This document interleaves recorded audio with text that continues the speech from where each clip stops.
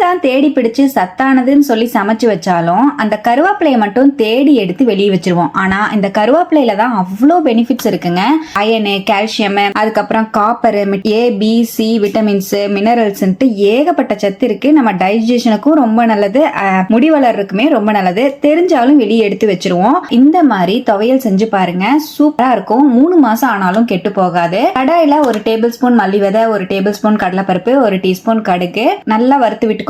ட்ரையா ரோஸ்ட் பண்ணிக்கோங்க. கடுகு நல்லா படப்படன் வெடிச்சதுக்கு அப்புறம் தனியா ஒரு பிளேட்டுக்கு மாத்தி வச்சுட்டு அதே கடாயில ஒரு டீஸ்பூன் ஆயில், 7 வரமிளகாய் சேர்த்து நல்லா வறுத்து அதையும் அதே பிளேட்ல மாத்தி வச்சுட்டு ஒரு பெரிய லெமன் சைஸ் அளவுக்கு புளியையும் அதே எண்ணெயில சேர்த்து நல்லா ஒரு 2 நிமிஷம் வதக்கி அதையும் அதே பிளேட்டுக்கு மாத்தி வச்சுட்டு அதே கடாயில ஒரு டீஸ்பூன் வெந்தயத்தையும் சேர்த்து நல்லா செவக்க வறுத்து தனியா எடுத்து வச்சுட்டு அதே கடாயில எக்ஸ்ட்ரா ஒரு டீஸ்பூன் ஆயில், ஒரு 3 கை அளவுக்கு உருவன கருவேப்பிலைய நல்லா கிளீன் பண்ணிட்டு ஆட் பண்ணிக்கோங்க. கருவேப்பிலை நல்லா முருகிற அளவுக்கு வறுத்துட்டு அதையும் தனியா எடுத்து வச்சிருங்க. எல்லாம் ஆறி வந்ததுக்கு அப்புறம் மிக்ஸி ஜாருக்கு மாத்திக்கோங்க. கருவேப்பிலையையும் சேர்த்துட்டு ஒரு டீஸ்பூன் கல்லுப்பு, ஒரு டீஸ்பூன் பெருங்காயப்பொடி, ஒரு டீஸ்பூன் அளவுக்கு வெள்ளத்துண்டையும் சேர்த்து ஃபர்ஸ்ட் கொரன்னு அரைச்சிட்டு அதுக்கப்புறமா நல்லா எடுத்து விட்டு தேவையான அளவுக்கு தண்ணி சேர்த்து இந்த மாதிரி அரைச்சு எடுத்து வச்சுக்கோங்க. நைஸா அரைச்சுக்கோங்க. அதே கடாயில ஒரு 3 டேபிள் ஸ்பூன் ஆயில், ஒரு டீஸ்பூன் கடுகு, 2 டீஸ்பூன் கடலைப்பருப்பு, 2 வரமிளகா, 10-15 இடிச்ச பூண்டையும் சேர்த்து நல்லா வதக்கிக்கோங்க. பூண்டு நல்லா வதங்கினதுக்கு அப்புறம் நம்ம அரைச்சு வச்சிருக்கிற கருவேப்பிலை சட்னியையும் சேர்த்து நல்லா மிக்ஸ் பண்ணி விடுங்க. நல்லா சுருள வதக்கி விடணும்.